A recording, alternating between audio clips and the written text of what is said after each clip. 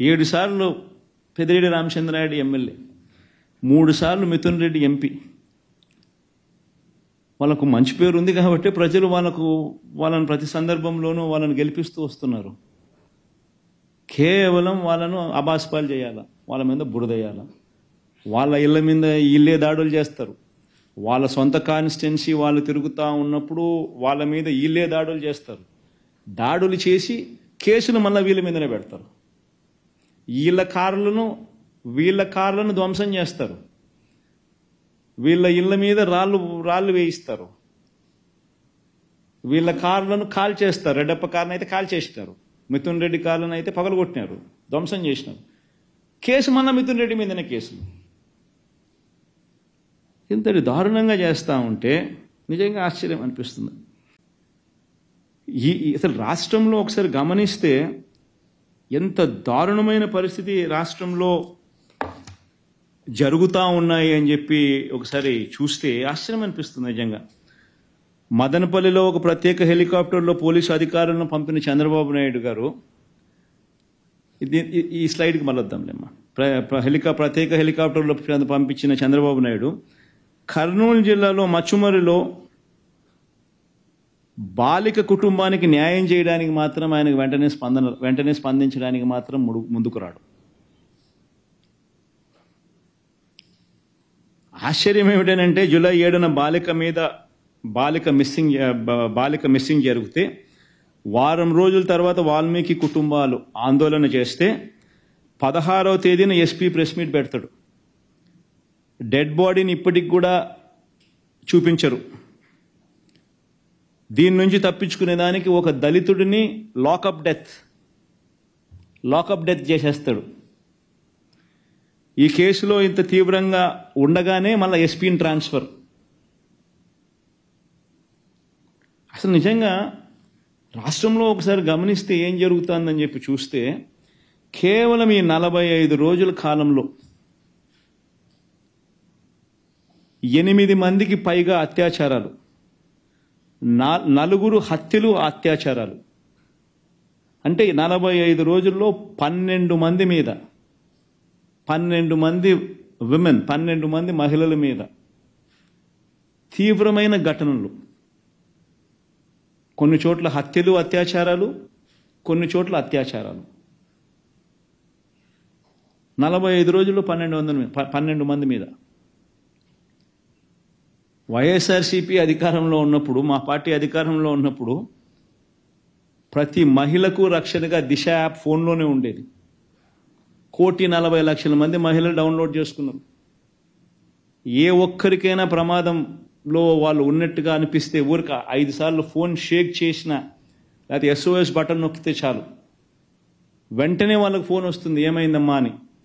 వాళ్ళు కన్నా ఫోన్ ఎత్తకపోతే 10 నిమిషాల్లోనే పోలీసు సోదరుడు వచ్చి ఆ అక్క చెల్లెమ్మను సమక్షంలో నిలబడి ఏమైందక్క అని చెప్పి అడిగే పరిస్థితి. ప్రతి గ్రామంలోనూ మహిళా పోలీస్ వైఎస్ఆర్సీపీ హయాంలో. ఈరోజు లాలెస్నెస్ అనేది ఏ స్థాయిలోకి వెళ్ళిపోయింది అని అంటే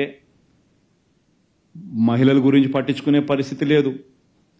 దిశ యాప్ ఎలా పనిచేస్తూ ఉంది అని అంటే అది జగన్కి ఎక్కడ క్రెడిట్ వస్తుందో, దిశ యాప్ బాగా పనిచేస్తే అని చెప్పి దాన్ని పట్టించుకునే పరిస్థితి ఉండదు.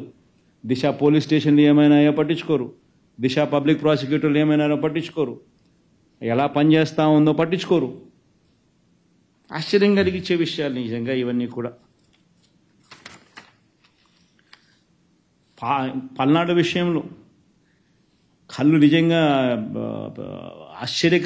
కళ్ళు నిజంగా పెద్దగా అవుతాయి. అంత ఆశ్చర్యకరమైన ఘటనలు. న్యాయం ధర్మం వైపున పోలీసులు నిలబడతారా, లేకపోతే ఒక మనిషిని ఎలా ఇరికించాలి అని చెప్పి పోలీసులు కష్టపడతారా అన్నదానికి నిదర్శనం. ఆ రషీద్ ఇన్సిడెంట్ అయితేనేమి, ఈ ఆర్కే పిన్నెల్లి రామకృష్ణారెడ్డి విషయం అయితేనేమి, పల్నాడులో పోలింగ్ రోజు మొదలవుతే మా సీనియర్ నాయకుడు 5 సార్లు ఎమ్మెల్యే, 4 సార్లు ఎమ్మెల్యే, 9, 11, 14, 19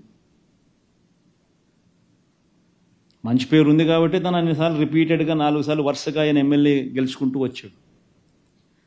బలవంతంగా అలాంటి వ్యక్తిని ఏకంగా ఇరికిచ్చే కార్యక్రమం. అంతకుముందు పల్నాడు జిల్లాకి ఎస్పీగా రవిశంకర్ రెడ్డి ఉండేవాడు. పాపం బాగా పనిచేస్తూ ఉన్నాడని చెప్పి ఆ రవిశంకర్ రెడ్డిని తప్పించేశారు. వీళ్ళు ఎలక్షన్ కమిషన్ను, వీళ్ళకున్న కేంద్ర ప్రభుత్వంలో వీళ్ళకున్న పలుకుబడితో బిందు మాధవ్ అని చెప్పి ఒకరిని ఎస్పీని తెచ్చుకున్నారు. ఆయన చేస్తూ ఉన్న ఆకృత్యాలు అక్కడ అంతా ఇంత కాదు అని చెప్పి ఏకంగా తెలుసుకుని ఎలక్షన్ కమిషనే స్వయంగా ఆయన్ను సస్పెండ్ చేసింది. ఆయన చేసిన అగత్యాలకు ఎలక్షన్ కమిషనే ఆయన సస్పెండ్ చేసింది స్వయంగా తెలుసుకొని. దాని తర్వాత అక్కడికి మల్లికా గర్గ్ని తీసుకొచ్చింది. ఎలక్షన్ కమిషనే నియమించింది మల్లికా గర్గ్ను. మల్లికా గర్గ్ ఏమో వీళ్ళ మాట వినడం లేదని చెప్పి ఆమెను ట్రాన్స్ఫర్ చేసేసినారు. చేసి అక్కడ శ్రీనివాసులు అని చెప్పి కొత్త ఎస్పీని తీసుకొచ్చారు. శ్రీనివాసులు అనే వ్యక్తి వచ్చిన 3వ రోజుకు రషీద్ అనే వ్యక్తిని దారుణంగా రోడ్డు మీదనే నరికేస్తారు. వచ్చిన 3వ రోజుకు.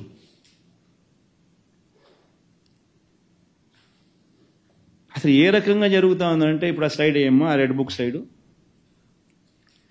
ఇది చూడండి ఒకసారి. స్లైడ్ ఒకసారి మీరు చూడండి, హోర్డింగ్ చూడండి ఒకసారి. ముఖ్యమంత్రి కొడుకు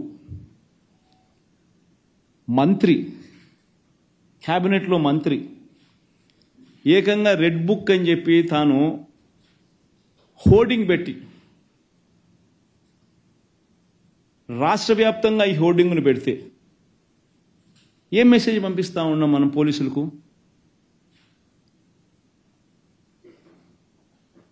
నా లెవెల్లో మొదలు పెడుతున్నాము, మేము హత్యలు చేస్తాము, అత్యాచారాలు చేస్తాము, ఆస్తులు ధ్వంసం చేస్తాము, గొడవలు చేస్తాము, పోలీసులు ప్రేక్షక పాత్ర వహించాల్సిందే అని చెప్పినట్టు కాదా?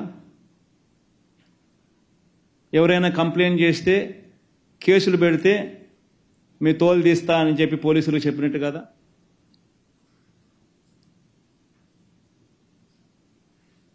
ఎవరైనా కేసులు పెట్టడానికి వస్తే దొంగ కేసులు రివర్స్ వాళ్ళ మీదనే పెట్టమని చెప్పి చెప్పినట్టు కాదా? ఈ రకంగా ఒక ముఖ్యమంత్రి కొడుకు రెడ్ బుక్ అనే దాన్ని హోర్డింగులు పెట్టించి ఏకంగా రాష్ట్ర వ్యాప్తంగా ఈ మాదిరిగా హోర్డింగులు పెడితే ఇంకా గ్రామాలలో న్యాచురల్లీ ప్రతి ఒక్కడు కూడా వాళ్ళ కక్షలు వాళ్ళ దానికి తీర్చుకునే దానికి ఇదొక అవకాశం కింద తీర్చుకొని ప్రతి ఒక్కడు వాళ్ళ గ్రామంలో రెడ్ బుక్ వాళ్ళు తీస్తున్నారు, బయటికి తీసి వాళ్ళ పర్సనల్ స్కోర్స్ సెటిల్ చేసుకునే కార్యక్రమం చేస్తూ ఉన్నారు. సో రాష్ట్రంలో లానెస్నెస్ అనేది ఆటోమేటిక్లీ దిగజారిపోయేదానికి ఇది కారణం కాదా? ఆలోచన చేయమని చెప్పి అడుగుతాను ప్రతి ఒక్కరూ కూడా. అసలు ఎంత దారుణంగా ఉందనంటే నిజంగా ఇలా పరిస్థితి. ఒకవైపు నేను ఢిల్లీకి వీళ్ళ అగత్యాల మీద ఢిల్లీలో ప్రొటెస్ట్ చేయడం కోసం నేషనల్ మీడియాని పిలిచి పార్లమెంట్లోని అన్ని ఇంపార్టెంట్ పార్టీస్కి సంబంధించిన నాయకులందరినీ కూడా పిలిచి వాళ్ళందరికీ రాష్ట్రంలో జరుగుతూ ఉన్న పరిస్థితులను ఎక్స్ప్లెయిన్ చేయడం కోసం నేను ఢిల్లీకి వెళ్తే, ఢిల్లీలో నేను ఉండగా ఇక్కడ పెదకూరుపాడులో area market committee chairman, ex area committee మా హయాంలో మార్కెట్ కమిటీ చైర్మన్ సామిరెడ్డిని ఏకంగా కాళ్ళు చేతులు ఏకంగా వదిలేసినారు చచ్చిపోయినాడని చెప్పి. కారు ఆపి 2 కాళ్ళు 2 చేతులు ఫ్రాక్చర్డ్. మేము ఢిల్లీలో ఉండగా చనిపోయినాడని చెప్పి వదిలేస్తే ఆయన మనిషిని ఈరోజు మేము ఢిల్లీలో మరుసటి రోజు ధర్నా చేస్తూ ఉన్నాం, ఆయన సర్జరీ జరుగుతుంది. ఏంది? కేవలం రాజకీయంగా వీళ్ళతో విభేదిస్తున్నాం. తప్పేముంది? మీదో పార్టీ ప్రతిపక్షం అనేది లేకుండా ఎట్టపోతుందండి? ఇది మాదిరిగా చేయడం ధర్మమేనా? ఆలోచన చేయాలి అందరూ కూడా.